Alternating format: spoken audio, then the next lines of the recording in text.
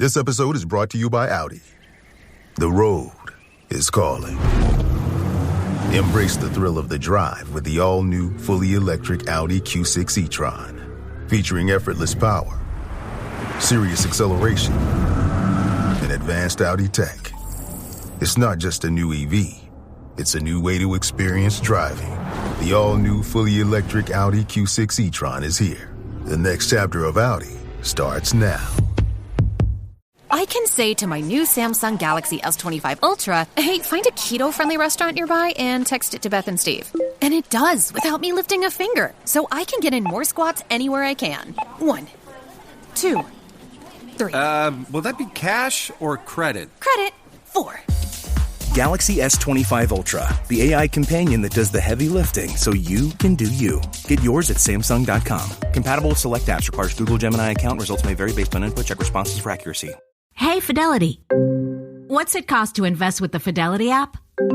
Start with as little as $1 with no account fees or trade commissions on U.S. stocks and ETFs. That's music to my ears. I can only talk.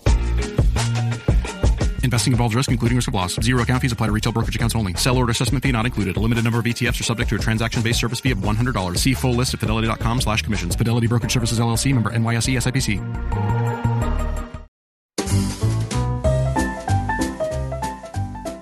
You're listening to the Animation Addicts Podcast, episode 273, Ranking the Pixar Sequel Age.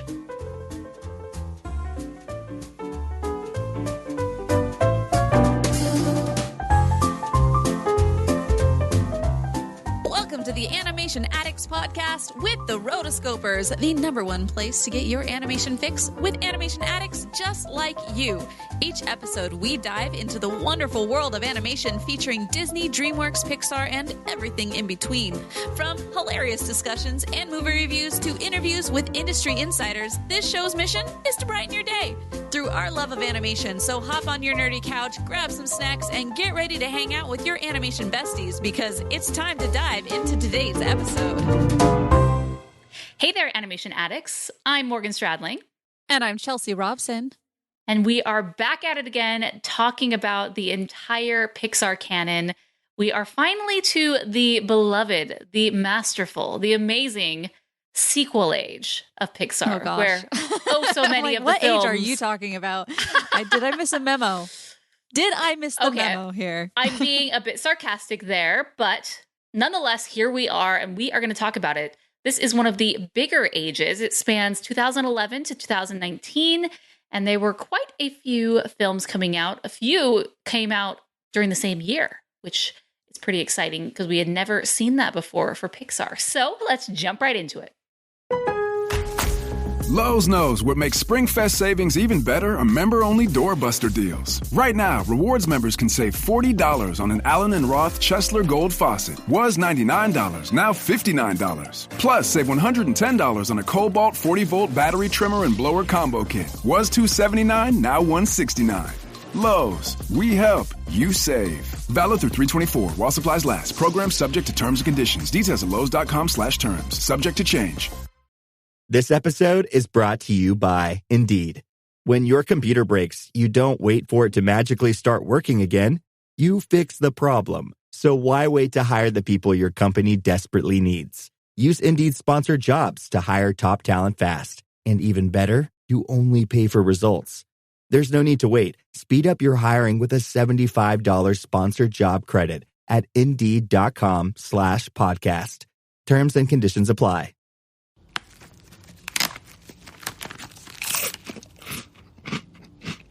Uh-oh, the last cookie. You can get a new box of cookies in as fast as an hour with Walmart Express Delivery. Are you my guilty self-conscience? No, I'm the voice offering you promo code EXPRESS for free delivery on your first order. Hey, who ate my cookies? You mean, these cookies? Order now. Welcome to your Walmart. Promotion valid for first express delivery order. $50 minimum subject to availability. Restrictions apply. Triple then come. We'll make you smile. Triple then come. It lasts a while. Triple then come. We'll help your mister to punch that breath right in the kisser. Triple then gum. The Pixar sequel age. We have had sequels up until this point. They were just Toy Story sequels, just. just amazing, if you ask me. Right. But those didn't count because they just fell into a different age and they were just so good. But then Pixar was bought out by Disney. Now, that happened in the golden age. That happened in 2007, so kind of in the middle of that one. But it takes a few years for these films to come down the pipeline. And one can assume that Disney had something to say with the sequels. Oh, one assumes. Pixar really wasn't into sequels before, and then suddenly they have 5 out of these 10 films in this decade are sequels. Makes me think that Disney... 6 out of 10. 6 out of 10, pardon me. That the studio heads, the new bosses, had something to say. Just a hunch. So let's talk about these films. Like we said, it's 2011 to 2019, and we're kicking it off 2011 with Cars 2, directed by John Lasseter. I don't know where this one came from. I mean, the first Cars film, fine, but then this one with the whole Mater side story and like it was just, you're trying to be 007. Like there were so many things wrong with this movie that I just could not ever get behind it. I saw it one time and that was enough for me. Yeah, I think this was purely a merchandising marketing ploy. Because I can feel that. Yes. The film was okay. That feels right. Yeah, but the film, the real legacy of Cars was just the merchandise and how these cars, these little cars, and all of the different merchandise just was everywhere. Every little kid had these little figurines and these little mini cars. It just did so well for Pixar that they wanted to keep that going. It's not that you need a new movie to keep selling the franchise and keep selling, because even today you can go into Target and there's a car section. But it doesn't hurt to have a new movie with new characters and all new, to quote Mason, all new friends, all new songs. There were no songs, but all new locations, right? Right. There were new things, right? And so they decided, let's do this. And so let's compare Cars to Cars 1. Cars 1 had a budget of $120 million and global box office $461 million. Cars 2 upped the ante with a $200 million budget and really didn't do that much better, maybe $100 million better with $559 million worldwide. So it's still successful. Yeah. Still did really well. Not, it's not Up quality or Finding Nemo, if you will. Right. Or even Toy Story, which had come prior, which goes to show that Pixar definitely has some clout. People are going to show up. We'll talk about this a little later, maybe not for some of these other ones. But at this point, Pixar really had some clout that majority of it was going to hit 500 million no matter what. Yeah. Yeah. I don't know what else. And at this point in time, we hadn't gone through the sequel era. Like, we didn't know that this era was upon us. And so we were willing. The only other sequels that they had done was Toy Story. And so we were more than willing to jump in on whatever they were doing because they had, up to this point, a great track record. Mm-hmm. So there you go. Yeah. Let's look at the tomato meter for all of the Pixar films. I feel like this episode is just going to be like me being really upset. And me trying to let's look at the positive. Okay, so which is normally the contrary. Okay. So looking at the tomato meter, I'm looking at an article that ranks the current 26 Pixar films. And lo and behold, 24, 25, and 26 are all Cars. Shocking. Oh. So Cars has a 74% tomato meter, and it's certified fresh, surprisingly. Now, is that audience or is that critical? I'm just looking at critics. Audience was similar, around 79. Okay. So they're pretty aligned. I mean, even Lightyear did better than Cars, which is shocking. So then Cars 2 comes in a total dud. 39% critical, 49% audience. 39% for a Pixar. No other Pixar film is rotten. 0.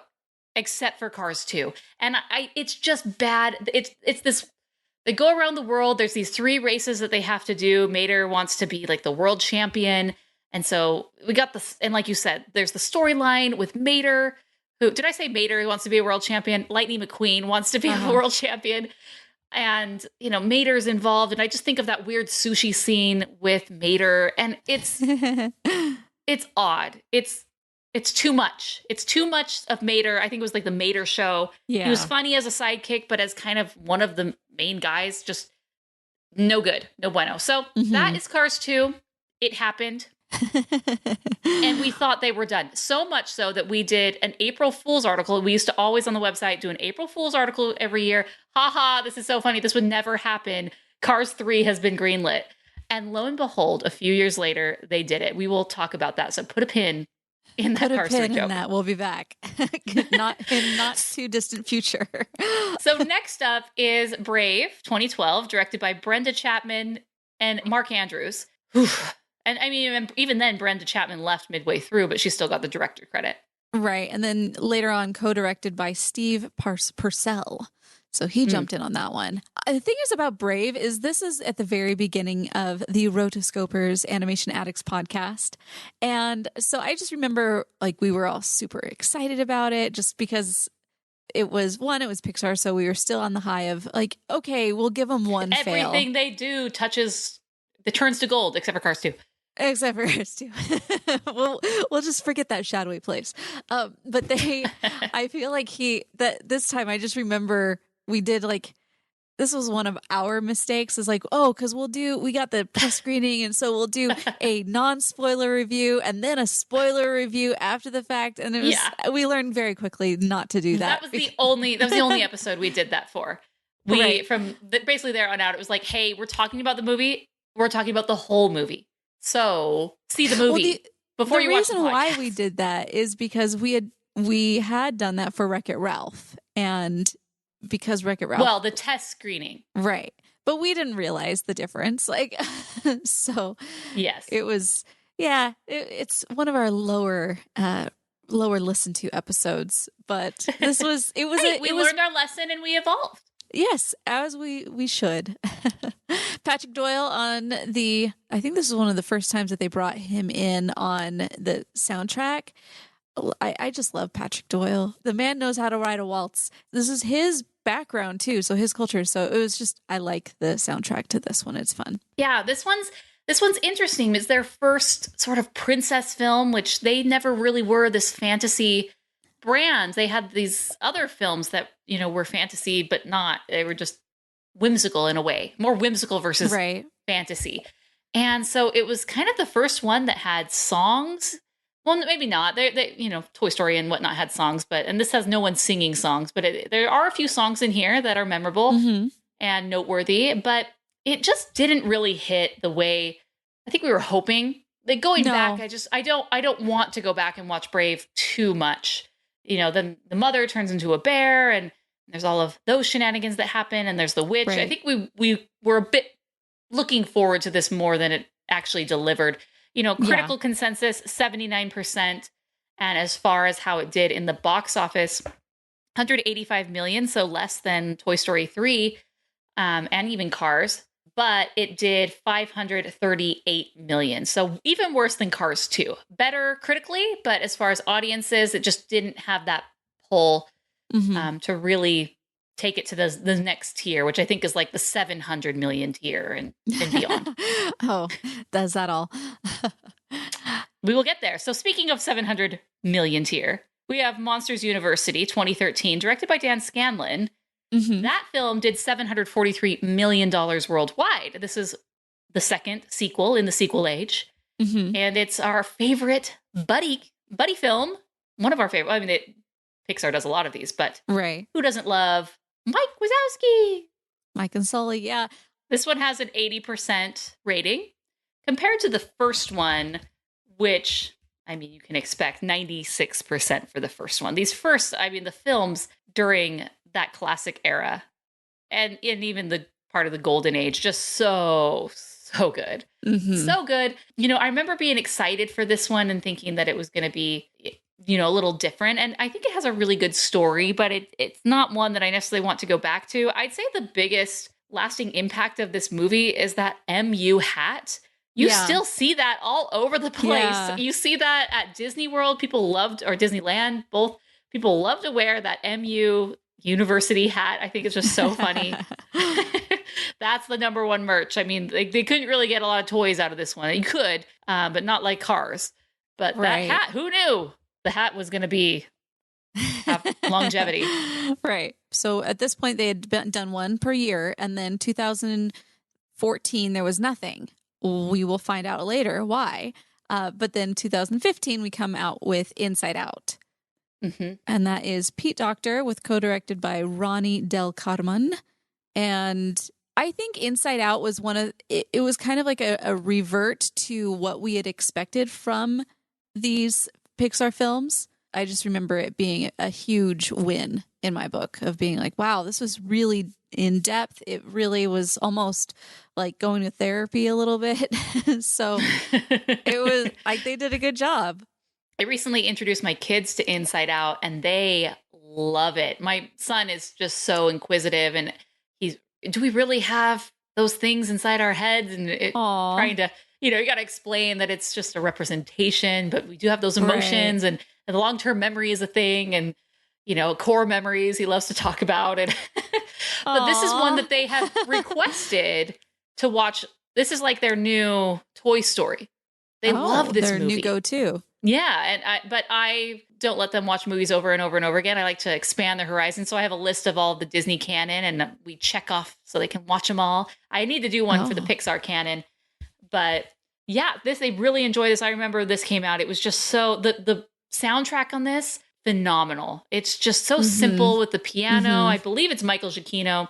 It is. But directed by Pete Docter. It just has such a whimsical melody. And it's kind of like a When She Loved Me moment from Toy Story 2. It's this, these darn growing up movies. It's sad to see this preteen era is really when changes are happening and you're kind of letting go. So it's just always sad for me to see Goofy Island, which is she's this goofball and it's one of her core parts of her personality just crumbles and it never comes back. It's like, no, it's like what they say with your kids, like you'll never know the last moment that you pick up and hold your child or snuggle with your child in bed. Oh, I don't even have kids. That makes me so sad. The last time that you'll push them in a stroller, like these mundane things that just happen day to day. But there will be a moment in time where it's like, this is the last time I do this. Yeah. And I'll never do it again. But at the time, it wasn't momentous. It just happens. And that's how I think about Inside Out. It's like this transition. She's turning from, a little girl into a teenager. And part of growing up is just letting go childish things, even though she's still a child, but like the super childish things, right? So like Bing Bong. Yeah. The memory of Bing Bong of being this imaginary friend is gone forever. And it's, and then I just love the gag of the triple mint gum. Triple mint gum. It's still in there. I still have those songs in my head. Oh, free rent. So anyways, this is a great movie. As far as how it did in the box office, $175 million budget, $857 million. So Pixar is back. And you can see when they have these original, cool, unique concepts that it's just executed like a fine wine to perfection. Yeah. They do really, really well. I mean, up until this point, other than Finding Nemo and Toy Story 3, this is the third highest grossing Pixar film to this point. Not surprised because it's so good. As soon as I was watching this again with my kid, it'd been years. I was like, oh, this is really good. So, yeah. So the reason why there was nothing in 2014 was because it was the second film of 2015, The Good Dinosaur, which had so many issues as far as like in production. The movie itself, I don't remember being all that involved, like emotionally drawn to this movie, but I know that my nephew, who's about the same age as your son, he loves this movie, and it's one of his favorites. Oh, interesting. And he's just like, oh, I got to get my dinosaur, Well, and it could just be like the those dinosaur kids thing. who like Land Before Time 6. You grow up with a certain thing, and quality isn't even a factor. That's true. But I loved it. It was so good. Yes, and that's why you're not allowed to vote. Yeah.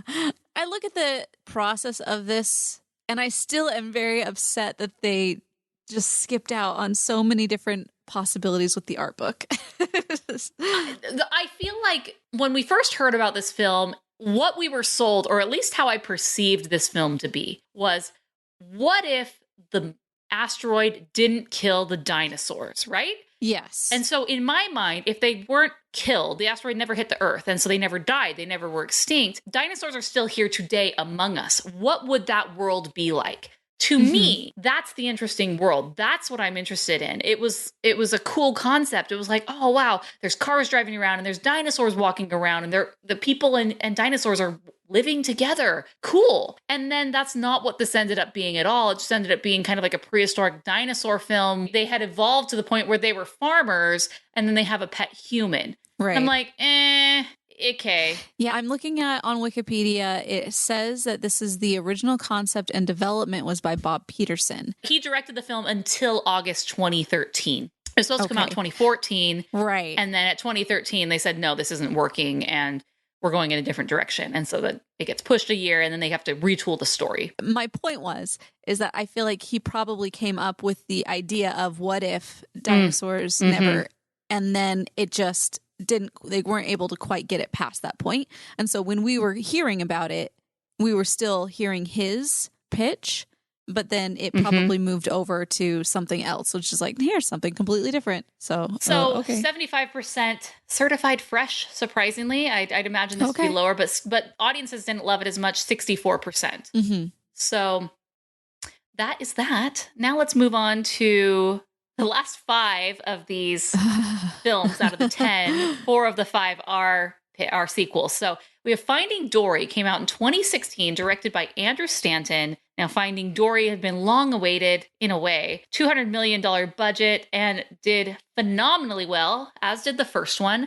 This one did just less than Toy Story 3, $1.28 billion with a B, dollars. So people were excited to come back to this ocean. The Ellen Army right here. Wow. I wish I'd like to have that much clout. Now, this has a 94% ranking on Rotten Tomatoes. This is 14 out of 26, which is, it's like the bell curve for Pixar is skewed so much toward the nearly 100% critically acclaimed. Their films are so good. So even though it's a 94%, which is incredible, it's still 14th, like kind of middle of the pack, if not slightly less. 84% audience score. And for another day, I do feel like in the past 10 years, the critical assessment of films and the audience has really diverted. Where they used to kind of be aligned. But now I feel like the critics are kind of just their own thing over there. They're either pandering or they're wanting to, oh, it's so good. It's an artsy film. It's this film. So it's so good. When the audiences are like, what are you talking about? That was trash. Not saying about this film, but that's a discussion for another day. I mean, it could also polarization be of critics. We'll leave it at that. So moving into Cars 3. So we said put a pin in it. We're back. We're back, baby. Brian Fee 2017. Now we're back at the bottom of the list as far as the Rotten Tomatoes goes. 25 out of 26. But not you didn't the think worst. You could get it. Not the worst, but not so 69% critic, 69% audience. They were aligned there. So, not always the case, but I mean, this one's just battle around. It's not certified fresh, but it's not quite moldy, but it's freshish. Yeah. And as far as how much this did, Cars, the engine was running out of gas. So they had $175 million budget and only did $383 million. At this point, we'd already been disappointed by Cars 2. And then Cars 3 was just like, well, what are we doing here, guys? Yeah. Why? Well, I mean, we had already joked about this was the joke that they would do this.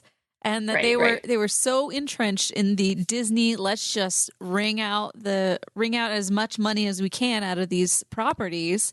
And we were joking about this, thinking, oh yeah, obviously they're going to be doing a Cars 3 next. Oh, you weren't supposed to be following our cues as like. We joke about how they bought up Anastasia and then they actually buy it. And then they do Cars 3 and then they actually do it. Like, we're doing these as a joke because you shouldn't do because it. we don't want these. It's a bad thing if the world has come to this point. But Pixar's like, hey, that's not a bad idea. Oh, we should do that. See, the fans See, the people want it. it. They wrote an article about it. I think that's also one of those where it's like the internet versus the corporate heads, and they don't understand each other. And this is really what happens. It's like people, yep. Well, moving into Coco, I actually loved Coco. So this was one of those that brought me back to my being like, you know what, Pixar, I feel like you have at least done better. You know, you're kind of bringing us back out of this a little bit. So thank you. Pixar or Coco, $175 million budget. So it seems to this point, basically from Wall-E on, they've really, this $175 to $200 million range is what a Pixar movie costs. Yes. The budgets aren't continuously going up. It's like, this is what it is. And even today, I mean, the highest we've ever seen is 200 million. Like, that's where it's capped. We're done, folks. 175 million seems to be the new, like, if you're making a Pixar movie, that's how much it's going to cost. Now, it did $807 million in the box office. So up until this point, I believe this is the fifth, not including it's the fourth highest, and Toy Story 4 will come in. So it's fifth of all time. But yeah, that's what it is. And I like it a lot. I love the music in this. Yes. I think the music is so good. They brought in Kristen Anderson Lopez and Robert Lopez, not for all of the songs, but just for Remember Me. Which, Remember Me, is such an interesting song because there's about 4 different versions of it, depending on who's singing it. And which is really cool that it has these different meanings based on who it's being sung to or who's singing. And it's so tender and I love it. And I love the other songs in there. Un Piquito Loco. I love listening to that song a lot. Yes. So it's a good one. I did a YouTube review of this movie, and it's one of my highest viewed YouTube reviews. And I don't know if it's because I start off singing or something, or if it was just the fact that everybody really liked this movie and therefore shared it a lot. I don't know. Los dos.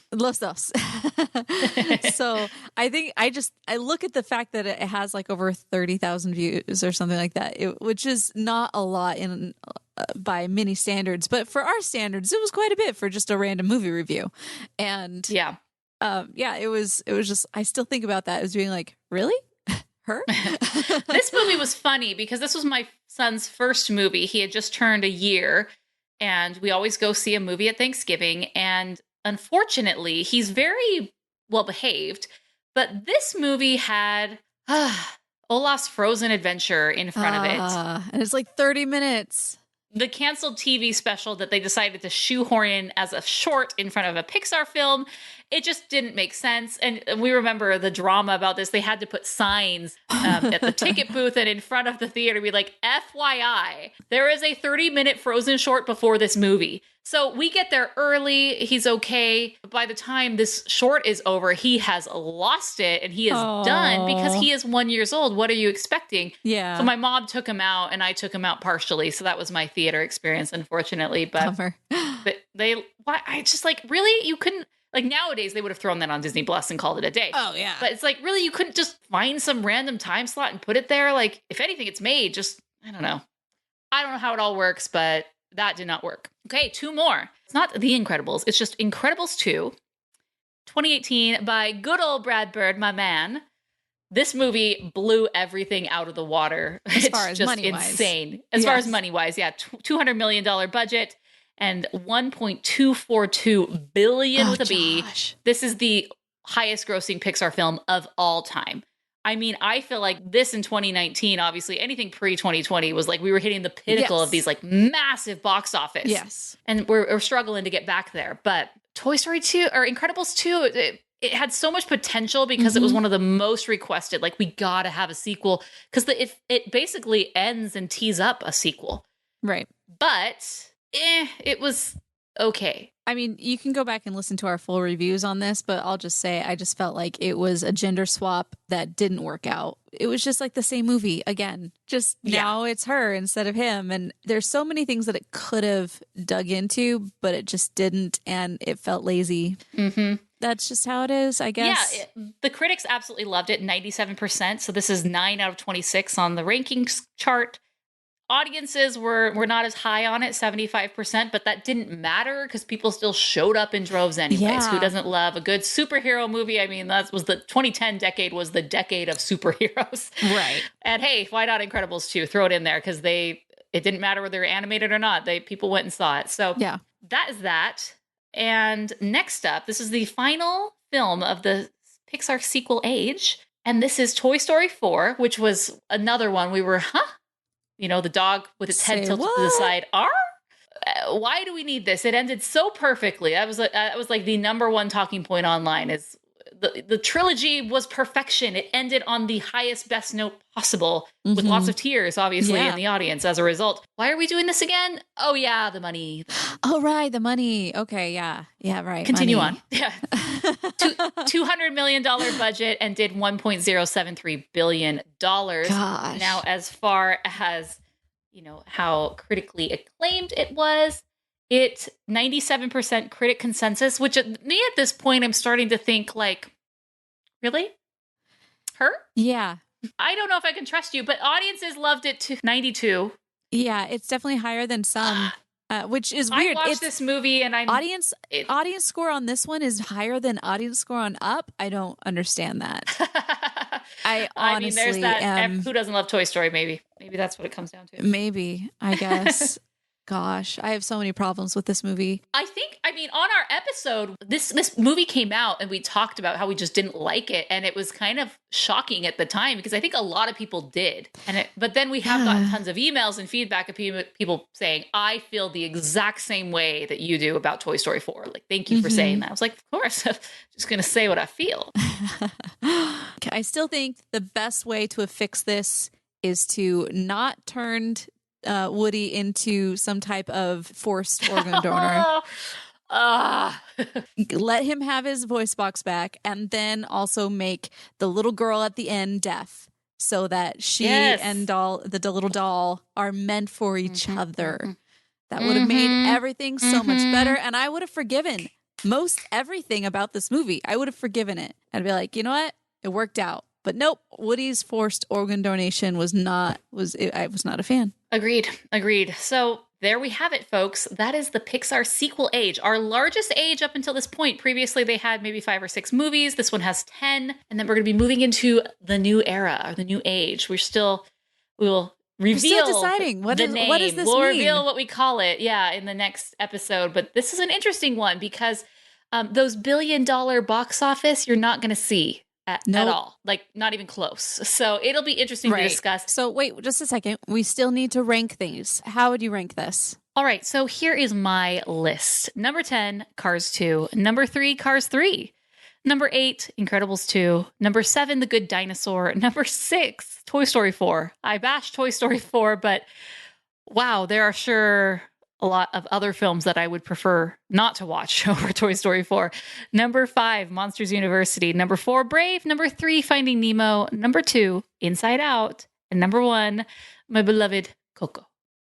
All right. So starting from the bottom, working my way up, I've got Cars 2 as number 10. Number 9 is Toy Story 4. Number 8, Cars 3. Number 7, Incredibles 2. Number 6, The Good Dinosaur. Number 5, Monsters University. Number 4, Brave. Number 3, Finding Dory. Number 2, Inside Out. And just like you, my favorite of the sequel era is Coco. Yay! Let us know your thoughts on the Pixar sequel age. I know people have really enjoyed our discussions that we're having on these different sequels and these eras. So it's been really fun. We're going to wrap it up with our last one. And then we have to have a new list series that we'll have to think of. If you have any ideas, send us a voicemail letting us know what our next thing should be for our nerdy couch discussions. I really like going, how we've done I don't know, like 8 or so episodes on just all these different eras. It's been really fun to talk about. Yeah. If you want to leave a voicemail, just go to rotoscopers.com/voicemails or dial 406-646-6575. Thanks so much for joining us for this episode of the Animation Addicts Podcast. And until next time, we are the Rotoscopers.